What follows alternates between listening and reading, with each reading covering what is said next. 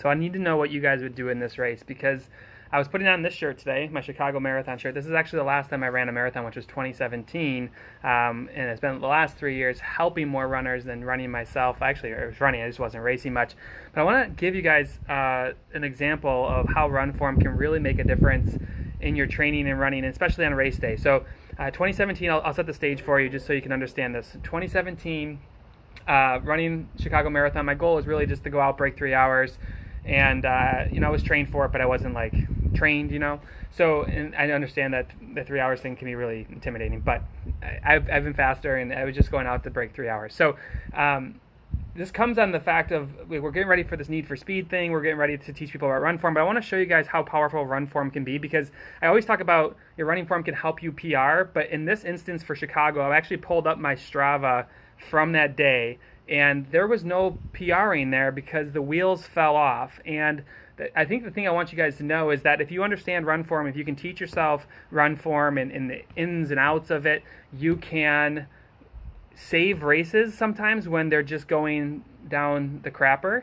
And sometimes the run form will help you PR big time. But this is an instance where I wasn't going to PR, but it was the difference between blowing up and just hanging on for dear life. So let me show this to you. And before I forget, I do want to mention Need for Speed is a 4-week boot camp that's coming up in July 12th. But tomorrow, which is Friday the 26th, the price goes up after tomorrow. So if you're interested in getting in that, learning more about your run form and how to improve it, go to the link in this post. But let me show you my splits from the Chicago Marathon the last time I ran it, and you'll see I went out a little bit fast. The buildings tend to throw things off a little bit, but I want to show you something neat here. So you'll see, like this 550, I don't think I was running 550 or 523. I think that's more of the buildings at play, but you're going to see I start to settle in with some of my paces here, and 627, 626. I know this can seem fast, it can seem slow to some people, but I don't really care about the paces much. But what I want to show you is just the consistency over time. You're going to see me keep scrolling through here, and my paces stay relatively consistent through 16, 17, 18, 19 goes up a little bit, come back down on 20, come back down on 21, 22, I kind of have an uptick. So you can see the consistency through the runs. That's fading out there. The consistency of mile over mile over mile, and I'm just kind of knocking off miles at the same pace.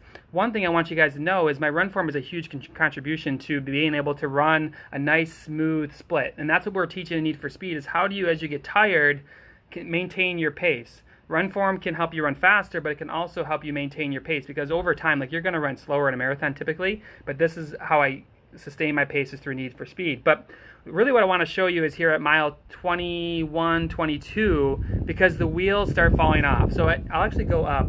I actually named this, sorry about the wind, I named this race Chicago Marathon 𝐲𝐿 Calf. So look at this.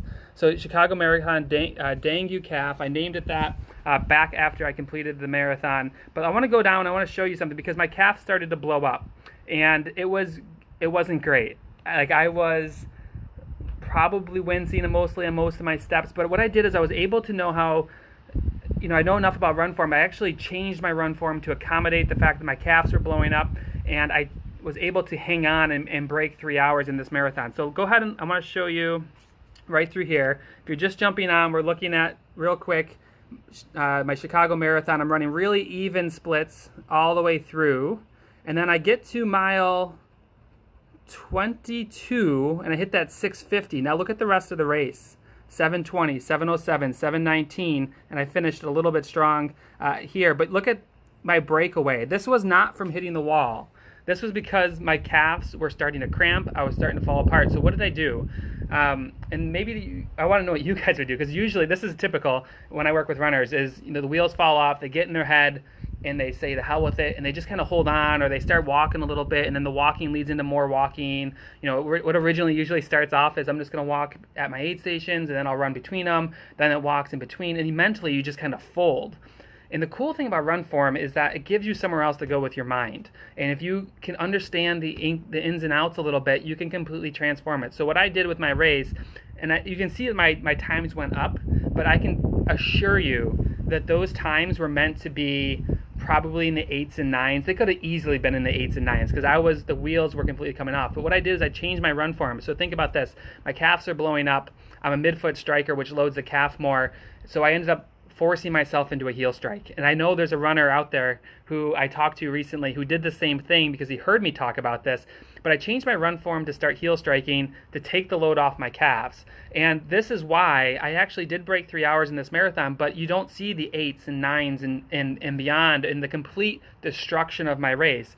It's a perfect example of knowing run form, understanding it in a simple way. That's what we do, is we try to teach this stuff. But if you can just know, like, assess and understand what's going on with your body during your race, you can make little changes. You're getting a little bit tired, okay, drive the knee. Your calves are starting to cramp, okay, why don't you go a little bit away from the midfoot strike and try to heel strike a little bit. And you can keep the ship together. It's not always about PRing. Sometimes it's about just holding on.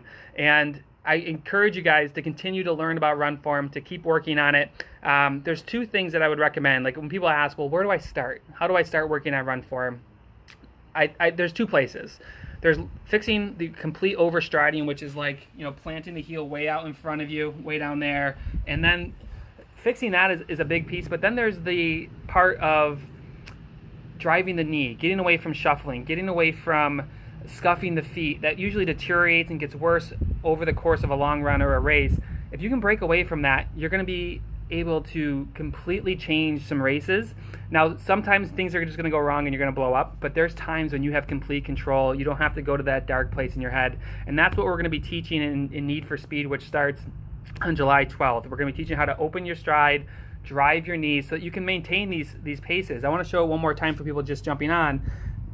I held pretty consistent, and this is pretty standard for my races. I held pretty consistent pacing, and let me tell you, like, this isn't easy mileage. Like, I'm suffering here, but what I did is I'm just taking small tweaks. You can see me over here in the reflection. I'm just making small tweaks to my run form to maintain these paces throughout my race. I don't know what I'm doing here. There we go. And then I hit the wall down here. So, just make sure you're thinking about these things. Make sure you're trying to learn about run form, whether it's through me, through somebody else. I can tell you it will come at a point where you're going to draw on it, and it's going to change your race from a complete disaster to saving it, or from something that was going to be an average finish to PRing.